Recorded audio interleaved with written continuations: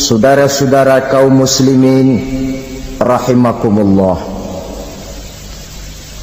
Kita menyaksikan peristiwa-peristiwa yang memilukan dan memalukan. PHK terjadi di mana-mana. Pengangguran meningkat, harga-harga membumbung tinggi, daya beli rakyat semakin lemah. Sementara di bidang politik, kejadian-kejadian memberikan indikasi bahwa persatuan dan kesatuan kita sebagai bangsa dewasa ini tengah berada dalam ujian yang berat.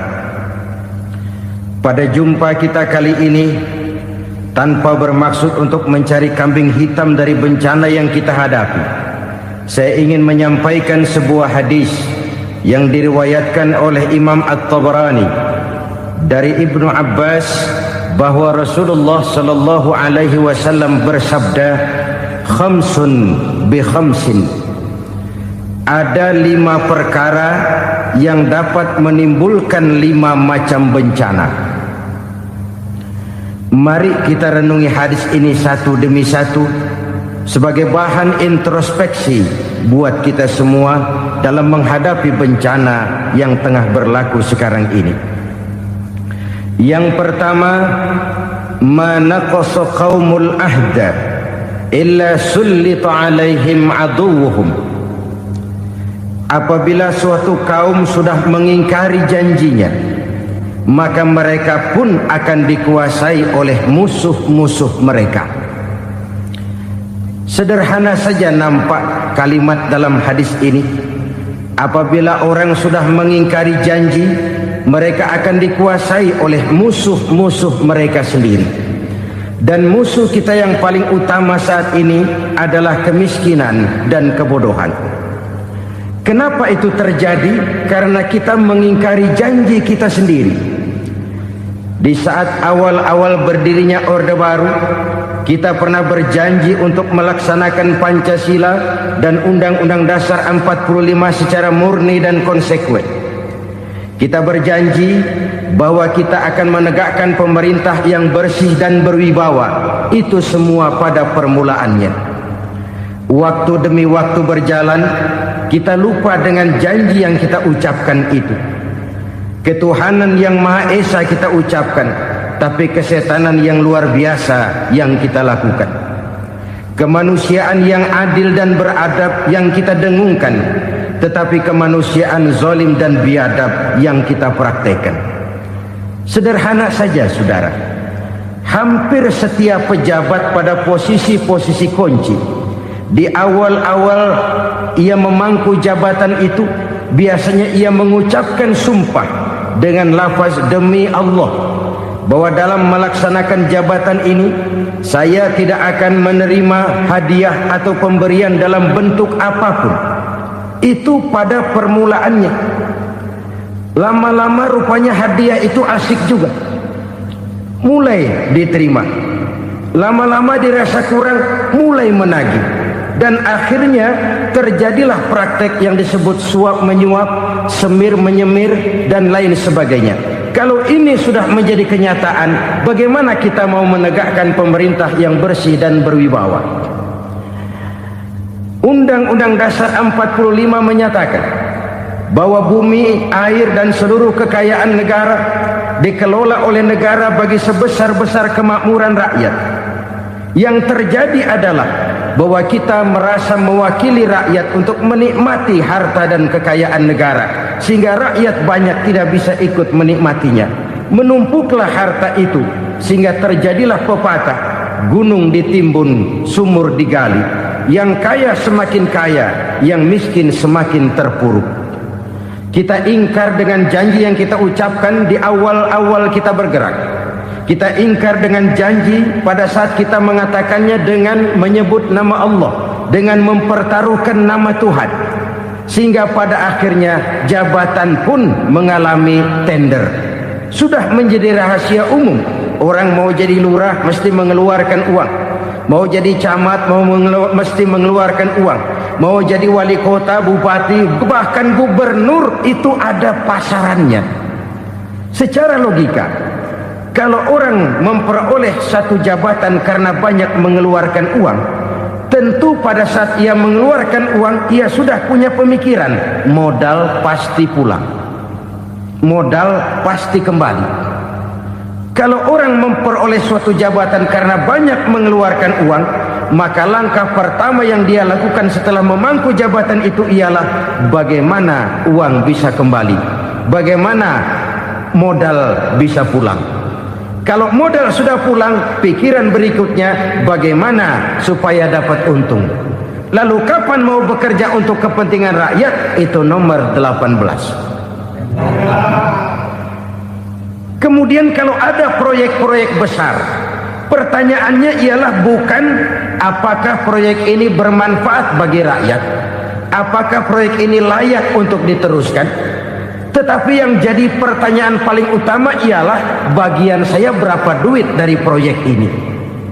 Kita bisa lihat proyek, mega proyek lahan 1 juta hektar di Kalimantan Tengah, triliunan rupiah, dan proyek itu gagal. SD Inpres bulan ini diresmikan, bulan depan retak. Jembatan-jembatan bulan ini gunting pita, bulan depan runtuh. Kita ingkar dengan janji. Kita berkata kita bekerja untuk kepentingan rakyat, tapi kita tidak pernah mengenal rakyat itu. Apabila suatu kaum sudah mulai mengingkari janji, maka mereka akan dikuasai oleh musuh-musuh mereka. Akibatnya tersusunlah barisan-barisan sakit hati yang makin lama makin menjadi bola salju, menggelinding membesar, dan kemudian terjadilah hal-hal yang tidak kita inginkan lagi. Apabila suatu kaum sudah mengingkari janji, maka mereka akan dikuasai oleh musuh-musuh mereka. Ini penyebab bencana yang pertama. Kita tidak konsekuen. Tadinya kita dengan lantang teriak-teriak berantas korupsi, ganyang korupsi.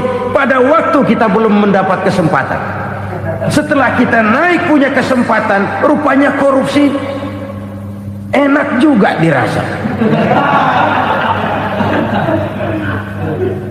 Terjadi pergeseran nilai, orang luntur, kehilangan idealisme awal. Lalu untuk menghibur diri, menutup kesalahan, kita gunakanlah pepatah bahwa tidak ada gading yang tak retak, bahwa kita harus mikul dhuwur mendem jero. Itu semua cuma sebagai dalih agar kesalahan kita tidak dibicarakan orang lain. Padahal kita sendiri yang mengingkari janji. Kita yang keluar dari komitmen awal kita. Kita berjanji melaksanakan Pancasila dan Undang-Undang Dasar 45 dengan murni dan konsekuen. Kita berjanji untuk menegakkan pemerintah yang bersih dan berwibawa. Namun dalam kenyataannya itu tidak kita laksanakan dengan sebagaimana mestinya. Kita bergeser, kita mengalami proses degradasi, peluncuran nilai, dan akhirnya terbentuklah barisan-barisan sakit hati yang semakin lama semakin membesar itu. Kita harus introspeksi. Memang kalau zaman sedang susah, biasanya kambing hitam laris, tukang kompor gentayangan. Itu dari dulu selalu mencari kambing hitam. Karena itu kita tidak bicara orang, kita tidak bicara siapa yang salah, kita bicara sistem, dan sistem itu bisa mengena siapa saja. Kalau orang sudah mulai mengingkari janji, bergeser dari komitmen awal, itu sudah mulai ia mengalami proses peluncuran, proses degradasi. Ini penyebab yang pertama. Kita tidak lagi konsekuen bahwa bumi, air, sumber daya alam adalah milik negara, dikuasai oleh negara, digunakan bagi sebesar-besar kemakmuran rakyat. Ternyata rakyat yang makmur itu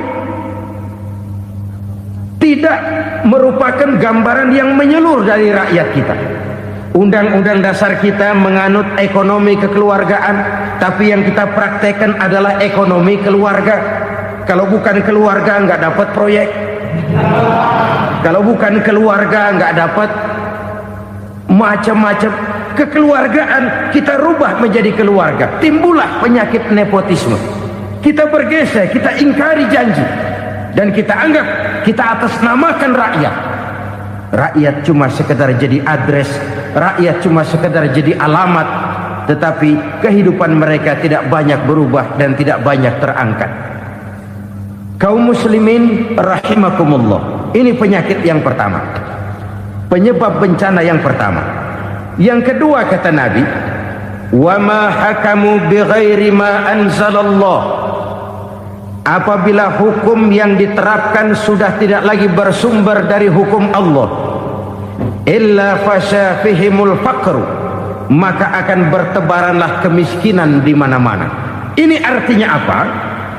Apabila hukum tinggal sebuah stempel, apabila hukum sudah diatur menurut kepentingan, apabila hukum sudah tidak lagi ditegakkan secara adil, maka kemiskinan merambah di mana-mana. Hukum diatur menurut selera orang yang sedang berkuasa, maka yang benar bisa jadi salah, yang salah bisa jadi benar. Hukum dalam kenyataan hidup berlaku seperti pisau. Pisau itu kan saudara lihat, yang namanya pisau dimanapun itu tajamnya ke bawah, ke atas tumpul. Kalau hukum itu, kalau untuk rakyat, hukum itu tajam bukan main, cepat sekali dilaksanakan. Tapi giliran menengah ke atas, yang gedean dikit berbuat salah, hukum tumpul. Hukum pura-pura tidak dengar, akibatnya terluka rasa keadilan rakyat. Satu kasus rakyat diam, dua kasus rakyat diam, tiga kasus rakyat diam, kasus terakumulasi di hati rakyat, luka rasa keadilan, dan itu menjadi sumber bencana. Penjarahan, kita tidak setuju itu, tapi kita harus melihat kausalnya. Itu kan tidak berdiri sendiri, itu kan karena terlukanya rasa keadilan rakyat, melihat kesempatan ini tidak merata. Kalau rakyat ini yang ngajukan kredit ke bank, walaupun jumlahnya cuma jutaan, ratusan ribu, susahnya 17 setan. Tapi ada orang-orang tertentu yang agunannya palsu, jaminannya palsu, bawa kata belece, bukan cuma miliaran, triliunan kredit bisa keluar. Terluka rasa keadilan, hilangnya kesempatan. Rakyat cuma dapat kesempitan, jarang dapat kesempatan. Dari lukanya rasa keadilan ini, memang ya entah lipstick, entah basa-basi, dibentuklah tim ini, dibentuklah badan pengawas ini, dibentuklah tim ini. Kalau membentur tahu, hancur tahu. Tapi kalau tim yang dibentuk membentur karang, bukan karangnya yang hancur biasanya, timnya yang bubar. Kenapa? Yang dibentur batu karang yang sangat keras. Kita main-main dengan hukum, kita tidak konsekuen dengan hukum, luka rasa keadilan, dan itu terakumulasi. Edi Tamsil, rakyat tahu, terakumulasi, menguap begitu saja. Kasus-kasus lain rakyat tahu, menguap begitu saja. Ketidakadilan terakumulasi, mengendap di hati rakyat, menunggu ledakan. Pada saat sumbu meledak, rakyat tidak bisa dibendung lagi. Oke, kita tidak setuju dengan penjarahan, tapi jangan melihat itu sebagai peristiwa yang berdiri sendiri. Kenapa itu terjadi? Kausalnya kenapa? Oke, kita tidak setuju memang, tapi yang dijarah oleh rakyat kan memang cuma untuk perut. Yang dijarahkan beras, yang dijarahkan televisi, yang dijarahkan kulkas yang masih bisa dihitung, yang memang real untuk kebutuhan rakyat. Penjara-penjara berdasi kepala botak yang menguras uang rakyat habis-habisan, enak saja melenggang dalam kehidupan ini. Makin terluka rasa keadilan rakyat. Apabila hukum yang diterapkan sudah menyimpang dari keadilan yang diajarkan Allah, fasyafihimul fakru, bertebaranlah kemiskinan. Aneh, memalukan, memilukan. Sebuah negara agraris yang katanya pulaunya hijau royo-royo, kemari Palau Jenawi Toto Tentem Kertora Harjo, yang tahun 93 pernah mendapat penghargaan dari FAO, Badan Pangan Sedunia, sebagai negara yang berhasil dalam swasembada pangan. Sekarang ini kita terpaksa betul beli beras dari Vietnam, beli beras ke Kamboja, beli kedelai dari Kamboja. Kenapa? Lahan sawah kita habis ditanami pabrik. Teknologi kita, teknologi loncatan yang non-apply, tidak terpakai oleh kita.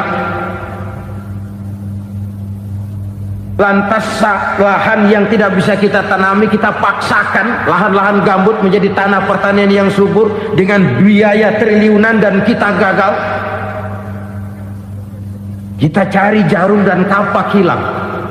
Kita mau jadi negara industri dengan loncatan teknologi yang maju, kita lupakan pola pijak kita sebagai negara agraris, dan akhirnya kita kecolongan. Lihatlah dewasa ini, rakyat kita antri sembako di mana-mana.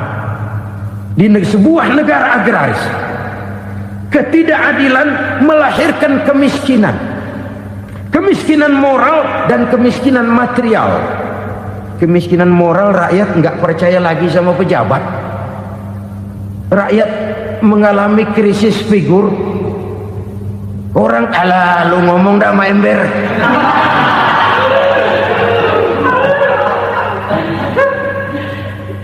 Penataran yang menghabiskan biaya miliaran itu melahirkan pejabat-pejabat korup.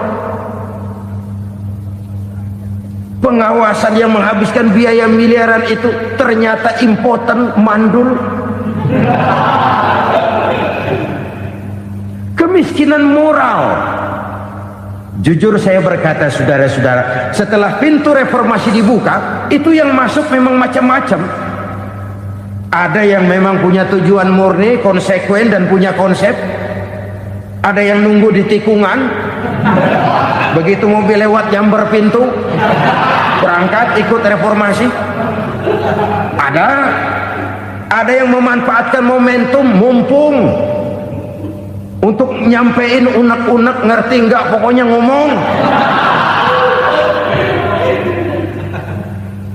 Sehingga keadaan semakin rancu, kebingungan semakin menjadi-jadi, masalah yang paling urgen tidak terselesaikan. Sekarang ini orang berpikir mendingan jadi pala ular daripada jadi buntut macan. Buntut macan memang hebat macan, tapi kalau buntutnya cuma ugel-ugel di belakang buat apa? Mendingan jadi pala ular, kecil juga nyaplok.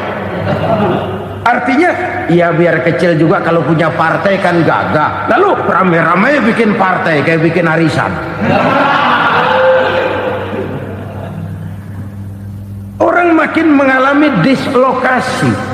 Semua mau jadi pahlawan, semua mau nomor satu, semua ngomong iya kalau bidangnya, kalau bukan makin rancu. Marilah lewat kesempatan ini saya mengajak kita untuk tahu diri. Biarkan politisi ngomong politik, biarkan ekonom menata ekonomi, biarkan praktisi bicara soal hukum, biarkan rakyat munajat, istighfar, mohon pertolongan Allah. Tahu diri kita. Kalau memang ayam, kukuruyuk aja dah. Kalau memang kucing, ayo ngeong. Kalau kambing, silahkan ngembe. Udah tahu ayam, ngeong bunyinya. Suaranya palas, orang nggak ngerti, bingung, makin menjadi-jadi. Ibarat kesebelasan sepak bola bangsa kita sekarang ini, rame-rame mau bikin gol, kiper ikut nyerang sekarang. Memilukan dan bahkan memalukan. Wa ma hakamu bighairi ma anzalallah illa fasyafihimul fakru.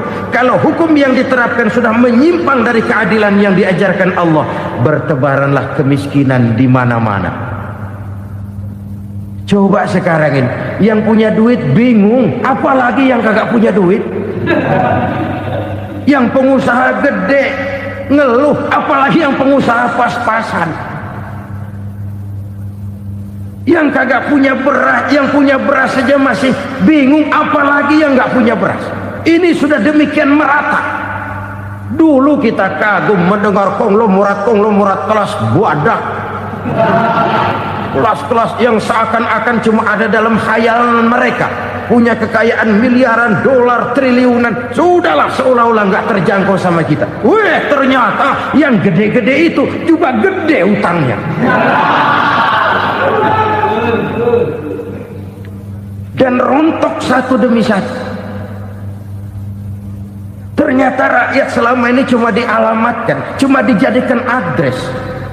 Rakyat yang tidak banyak ngerti persoalan ini harus menanggung hidup ini begini berat, harus menanggung beban hidup ini begini tinggi, daya beli semakin lemah, semakin terpuruk dan terpuruk, sedang keadaan belum juga banyak berubah. Yang hutang sama luar negeri itu kan bukan rakyat kecil, Ciano. Yang banyak nyimpen dolar juga kan Ciano. Rakyat kecil bocah kampung mah jangankan nyimpen dolar, ngelihat juga tumben. Kemana kita mesti bercermin? Sekali lagi saya mengatakan, maaf, kita tidak bermaksud mencari kambing hitam. Karena itu kita tidak bicara orang, kita bicara sistem, kita bicara keadaan. Beginilah yang dikatakan Nabi, penyebab timbulnya bencana, hukum yang ditegakkan tidak lagi berorientasi kepada keadilan, tapi berorientasi kepada kepentingan. Akhirnya bentuk hukum seperti pisau, tajam ke bawah, tumpul ke atas. Hukum cuma buat rakyat kecil, tetapi kelompok menengah ke atas kadang-kadang kebal dari perlakuan hukum. Maka bertebaranlah kemiskinan. Iya, kemiskinan moral berupa lukanya rasa keadilan. Kalau rasa keadilan terluka, orang kan nunggu kesempatan, saudara. Iya, dia nggak bisa ngomong, iya, dia nggak sanggup action, iya, dia nggak bisa tunjuk rasa, tapi hatinya kan, kapan ada kesempatan, kapan ada waktu, tunggu. Hatinya mesti begitu. Sehingga begitu ada kesempatan, terjadilah hal-hal yang tidak terhindarkan. Dan itu ekses, bukan reformasi. Jangan seperti sebuah dialog saya dengan seorang abang beca. Saya bertanya, bang, iya, abang tahu nggak reformasi? Tahu. Ustaz, apa? Pembakaran. Terus penjarahan. Lalu perkosaan. Itu reformasi. Itu yang saya lihat. Nah, itu yang dia lihat. Saya tentu tidak menyalahkan abang beca kita, karena memang itu yang dia lihat dan sejauh itu wawasannya. Tapi ini indikasi bahwa banyak rakyat kita yang belum bisa menggunakan kebebasan secara bertanggung jawab. Padahal kebebasan tanpa tanggung jawab tirani. Sebuah contoh gampang-gampangan. Saya beli radio, saya setel di kamar saya, lalu saya bilang, ini radio gue. Yang beli gue, pakai duit gue setel di kamar gue, sekeras-kerasnya, gak ada urusan sama orang lain. Itu kata saya. Tetapi tetangga saya sebelah rumah kan boleh juga ngomong begitu.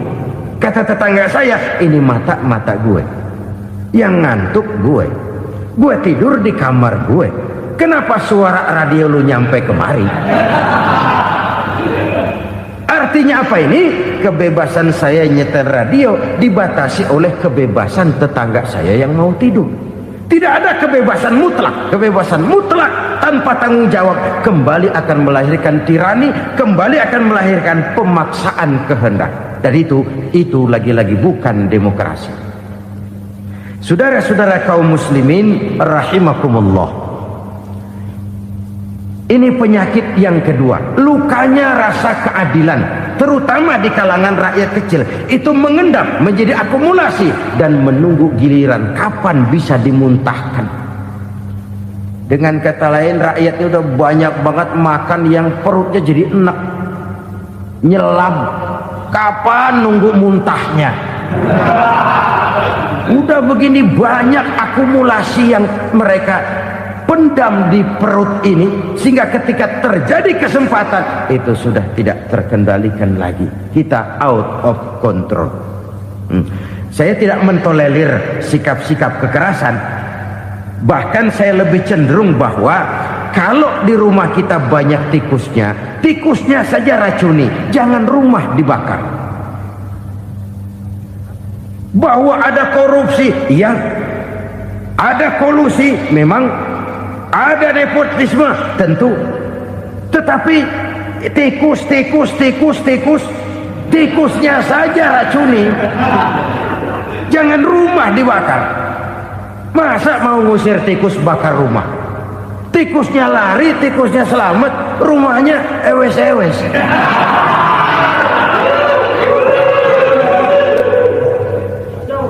Tikus selamat, rumah nggak punya, masalah nggak terselesaikan dengan sebagaimana yang kita harapkan. Kita sepakat ini negara hukum, dan di hadapan hukum semua manusia itu sama. Itu prinsip yang diajarkan Allah. Al-musawat bainan nas fi takalifil ahkam. Semua manusia sama dalam berhadapan dekat dengan hukum Allah Subhanahu wa taala.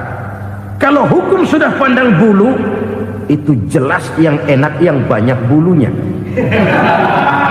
Siapa yang banyak bulunya? Monyet. Kalau hukum pandang bulu, monyet keenakan.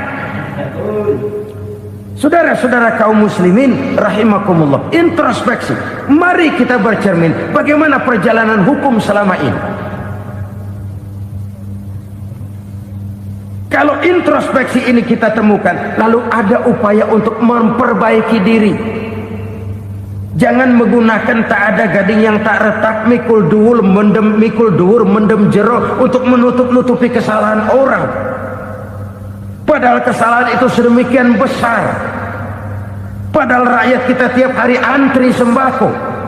Ada yang sehari sekali makan, ada yang makan sudah bercampur tiwul, ada yang nasi sudah dicampur pisang, balik jadi orok lagi.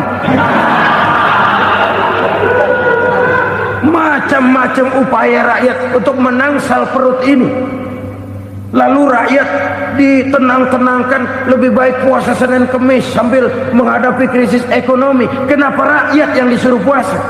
Kenapa bukan pejabatnya yang puasa lebih dulu untuk kemakmuran rakyat? Kalau rakyat yang memang perutnya udah gepeng disuruh puasa, makin krempeng perutnya. Artinya pejabat harus punya sense of politics. Ya, tidak, puasa itu kan tidak cuma Senin Kemis aja. Puasa itu puasa perasaan, puasa menghargai perasaan yang sedang kondisi yang sedang dihadapi oleh rakyat. Bagaimana rakyat yang tengah antri sembako melihat pejabatnya lewat dengan mobil yang harganya sampai 1 miliar. Oh, inilah pemimpin saya. Luka lagi rasa keadilannya. Kita tidak tenggang rasa. Puasa dalam artian itu pun akan menolong menegakkan semangat kebersamaan, membentuk semangat kebersamaan. Saudara-saudara kaum muslimin rahimakumullah, penyebab bencana yang ketiga dikatakan oleh baginda Nabi, wala zaharat fihimul fahishatu illa fasha fihimul maut. Apabila kekejian telah merajalela, maka maut bertebaran di mana-mana. Kita renungi butir kalimat dalam hadis ini. Apabila kekejian telah merajalela, maut bertebaran di mana-mana. Begitu murah arti sebuah kehidupan.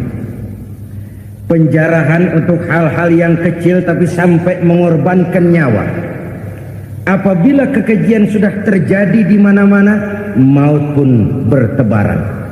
Maut dalam arti berpisah ruh dengan jasad, tapi juga maut dalam arti orang bisa mati karirnya, orang bisa mati usahanya, orang bisa mati kesempatannya karena perbuatan-perbuatan keji yang selama ini tidak terbendung. Lahirlah teori mafia. Siapa yang kuat, dia yang berkuasa. Siapa yang lemah, dia menjadi mangsa. Proyek-proyek besar yang menang tender itu ya dari itu ke itu saja. Yang pengusaha-pengusaha tidak punya koneksi, tidak bisa bayar komisi, dapat proyek tetelan. Ada dagingnya, dikit namanya juga tetelan. Dagingnya sudah habis disantap oleh meja. Sekian puluh meja dilalui, sekian puluh amplop dikeluarkan. Sehingga yang akhirnya ya tinggal tetelan itu tadi. Maka kualitas pekerjaan pun sudah bukan lagi jadi masalah. Demikianlah mafia-mafia ini bermunculan di mana-mana. Di pengadilan terkenallah mafia pengadilan. Hukum bisa dibeli, hukum bisa dipesan menurut kebutuhan sponsor. Mafia peradilan, mafia politik, mafia ekonomi, bahkan mafia agama yang menggunakan agama sebagai kedok, menggunakan agama sebagai dalih, menggunakan agama sebagai topeng untuk melancarkan maksud-maksud politiknya pun tidak tertutup kemungkinan. Apabila kekejian telah merajalela, maut bertebaran di mana-mana. Korupsi, kolusi, nepotisme itu bagian dari kekejian. Kita selama ini kalau mendengar maksiat, itu yang terbayang cuma judi, mabuk, zina. Iya, itu maksiat. Tapi korupsi, kolusi, nepotisme itu juga maksiat dalam bentuk lain. Kalau ini sudah bertebaran, maka maut terjadi di mana-mana. Jangan bayangkan cuma mati orangnya, itu sih kewajiban. Yang menyakitkan itu orangnya masih hidup tapi dibikin mati, karirnya mati. Kenapa? Karena yang diperlukan bukan cuma orang pinter tapi orang taat. Biar pinter, kalau nggak taat minggir. Biar bodoh, kalau taat bisa nyenangin atasan, bisa nyemur. Kumaha juragan wae ayo nama. Itu yang kadang-kadang dapat penghargaan. Tidak ada prestasi kerja kecuali bikin senang orang di atas. Kita lihat di desa-desa jalan rusak. Kalau ada berita pejabat anak mau turun, jalan rata sekali. Sampai tanah dari mana aja dikeruk buat ngeratain tuh jalan. Pejabat pulang legok lagi jalanan. Katanya kita kerja buat rakyat, nyatanya kita cuma melayani atasnya. Kenapa? Terjadi lingkaran setan. Seperti kata lagu Dul Sumbang itu. Mahasiswa takut sama dosen, dosen takut sama dekan, dekan takut sama rektor, rektor takut sama menteri, menteri takut sama presiden, presiden takut sama mahasiswa. Muter balik lagi, lingkaran setan, lingkaran setan. Saudara-saudara kaum muslimin rahimakumullah, kekejian yang merajalela, praktek-praktek mafia yang tertuang dalam kehidupan sehari-hari menyebabkan orang mati karirnya, jasad masih hidup, karir mati, itu menyakitkan. Mati bisnisnya.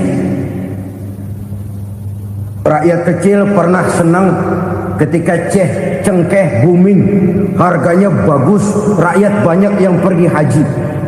Lalu mau ditata, lahir tata niaga cengkeh, malah amburadul. Harga cengkeh jatuh, petani cengkeh kecil menjerit. Siapa yang untung? Segelintir orang. Masihkah kita pakai atas nama rakyat untuk kepentingan nasional, padahal yang nyanyi cuma segelintir orang? Masihkah kita mau bohongi rakyat ini dengan mobil nasional tapi bikinan Korea? Masihkah kita mau bermain verbalisme, bermain kata? Ini sebuah masa lalu yang tidak perlu terulang lagi untuk masa-masa yang akan datang.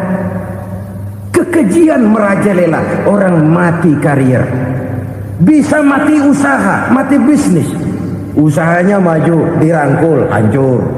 Usahanya maju, dipukul, hancur, tenggelam. Bahkan yang memilukan dan memalukan, badan-badan usaha milik negara itu dikebiri sedemikian rupa sehingga tidak menghasilkan hal-hal yang bermanfaat buat negara. Saudara-saudara kaum muslimin rahimakumullah, kalau nafsu yang sudah mengatur itu semua, maka kekejian pun merajalela. Orang sudah pakai teori mafia, yang kuat dia yang menang, yang kuat dia yang berkuasa, yang lemah silakan minggir di sudut-sudut kehidupan. Kalau kekejian seperti ini merajalela, maut bertebaran di mana-mana. Banyak orang mati karirnya, banyak orang mati usahanya, banyak orang mati imajinasinya. Sekarang ini dalam dunia seni, yang banyak karyawan seni, bukan seniman. Seniman itu kan dilahirkan, lain seniman, lain karyawan seni. Sekarang yang banyak karyawan seni, bukan seniman. Mati karir, mati imajinasi, mati improvisasi, sehingga kehidupan persis sinetron. Sinetron itu yang kita lihat rumah mewah, yang kita lihat rumah bagus, gak pernah kita lihat di sinetron kita ini rakyat antri sembako. Kita dijejali hal-hal yang indah, yang wah, yang membuat kita tenggelam dalam gaya hidup instan, tenggelam dalam gaya hidup wah. Kita lupa dengan realitas keseharian di tengah-tengah masyarakat kita. Lahirlah kelompok-kelompok selebritis, dibesarkan oleh berbagai media. Selebritis pilek aja masuk koran, pilek.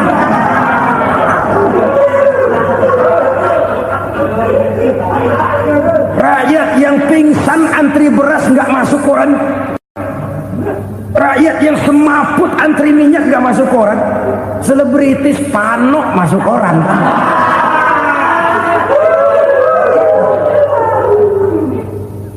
Kita besarkan hal-hal kecil, kita kecilkan hal-hal besar. Karena apa? Kita mengejar oplah, kita profit oriented, tidak lagi berorientasi kepada realitas hidup yang kita hadapi ini. Kalau kekejian sudah merajalela, kata Nabi, maka maut bertebaran di mana-mana. Maut dalam artian maut, coba lihat sekarang begitu murah nyawa. Karena 1000 perak orang mau nusuk bunuh.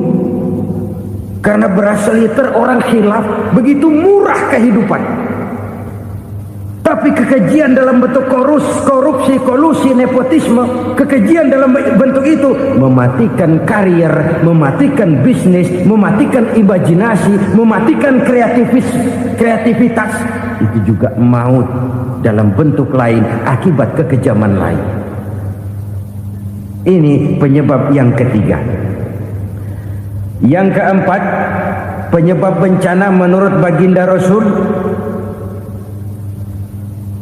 wala tukhfiful mikyala illa muni'un nabat.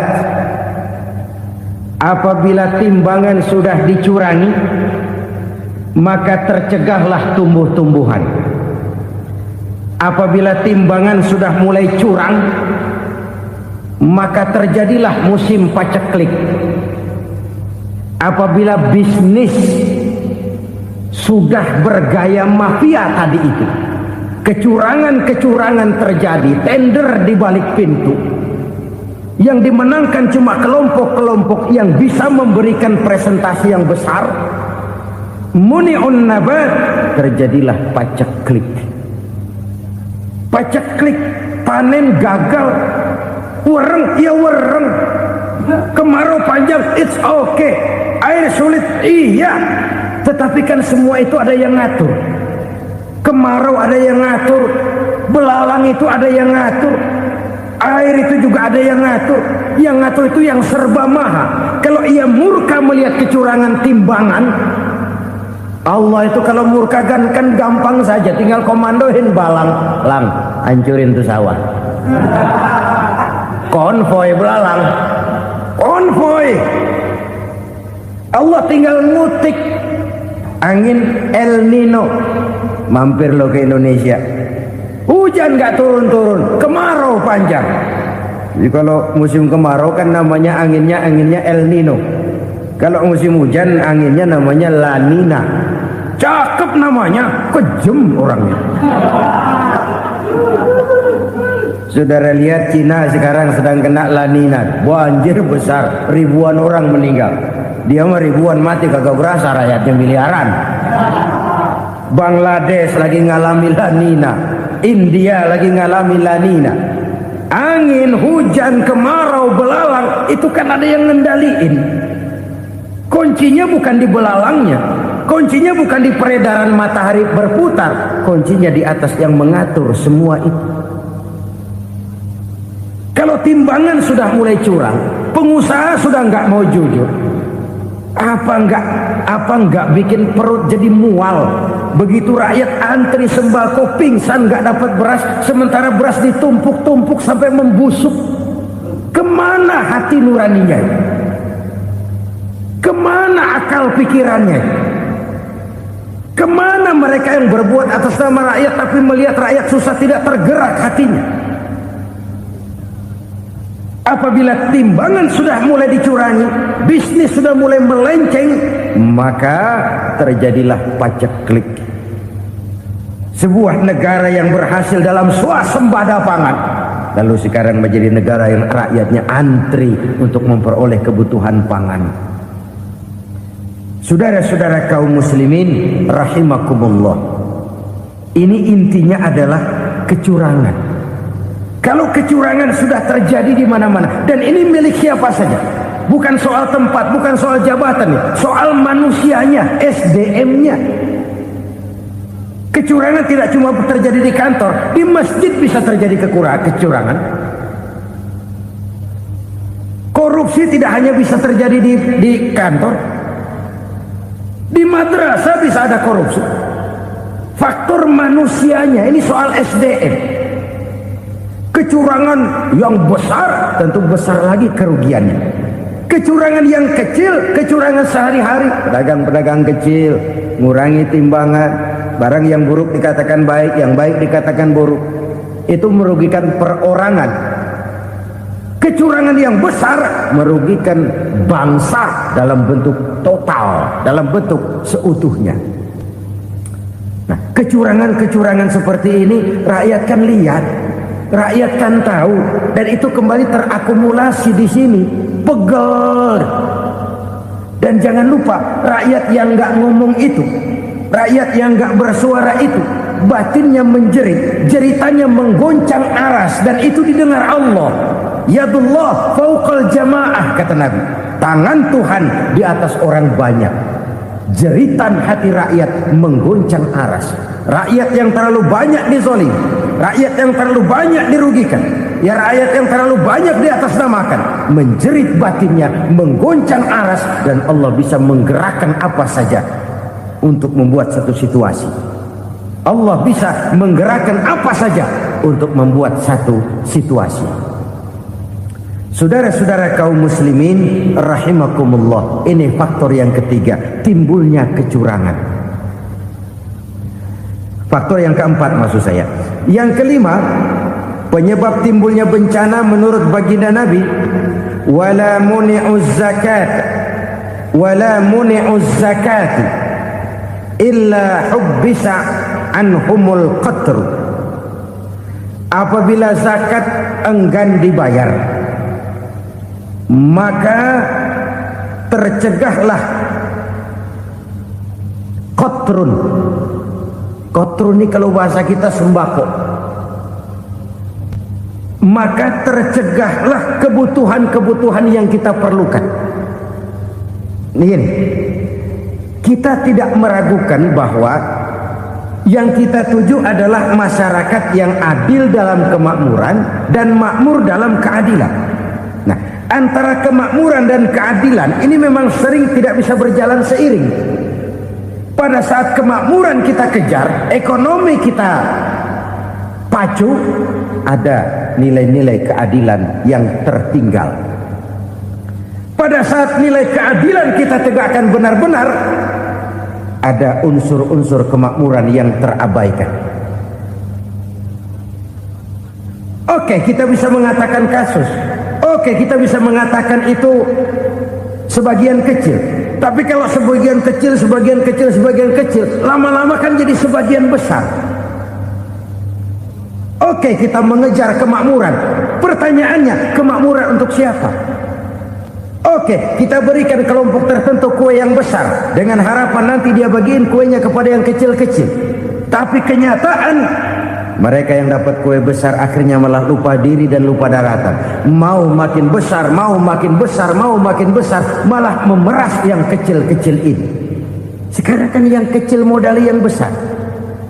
Ramai-ramai buka bank, ternyata kamuflase. Uang banknya untuk kredit perusahaannya sendiri. Nasabahnya rakyat kecil. Artinya apa? Rakyat kecil disuruh modalin orang yang udah gede. Ini karena sumber geledek urusan.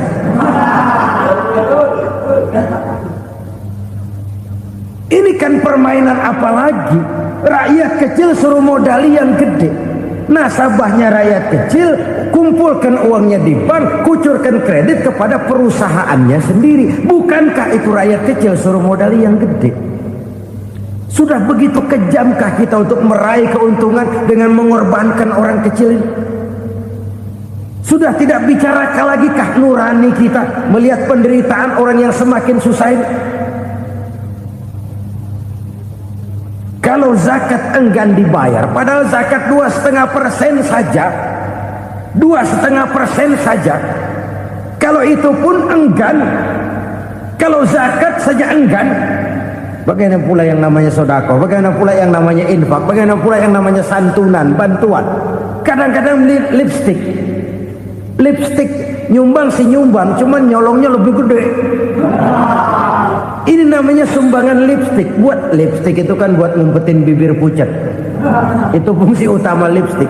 Buat ngumpetin korupsinya, nyumbang kegiatan-kegiatan sosial. Tapi yang dia korup lebih gede dari yang dia sumbangin.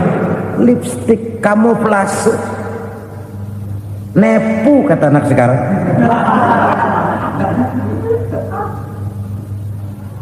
Saudara-saudara kaum muslimin rahimakumullah.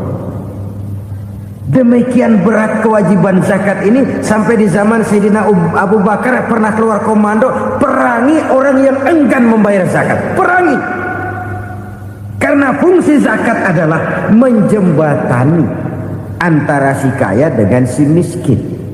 Bahwa ada kemiskinan itu Qur'ani. Allah menyatakan, aku melebihkan rezeki sebagian kamu dari yang lain. Ini kan kesenjangan. Allah melebihkan rezeki sebagian kamu dari yang lain. Ada itu. Tetapi itu berjalan secara nature. Nah, kalau direkayasa, yang kaya semakin kaya, yang miskin semakin terpuruk, yang sudah besar dapat proyek besar, yang kecil dapat tetelan. Ini kan rekayasa namanya. Kesenjangan yang direkayasa ini yang kita harus kikis. Nah, fungsi zakat menjembatani dari sisi sosial. Dari sisi pribadi, Nabi berpesan, zakku amwalakum biz zakat. Bersihkan hartamu dengan zakat. Sekarang ada istilah nyuci uang. Uang hasil korupsi itu bisa dicuci, dijadikan uang bersih. Bukan pakai rinso, bukan. Pakai politiknya koruptor, diolah sedemikian rupa sehingga jadi uang resmi. Sudah memutik, itu termasuk yang disebut kejahatan kerah putih, white collar crime. Kejahatan kerah putih, kejahatan pakai dasi, kejahatan kelas kakap. Makanya orang mendingan goblok kagak bener daripada pinter kagak bener. Goblok kagak bener itu gampang ngurusinnya. Pinter kagak bener, ini yang berabe bener ngurusinnya.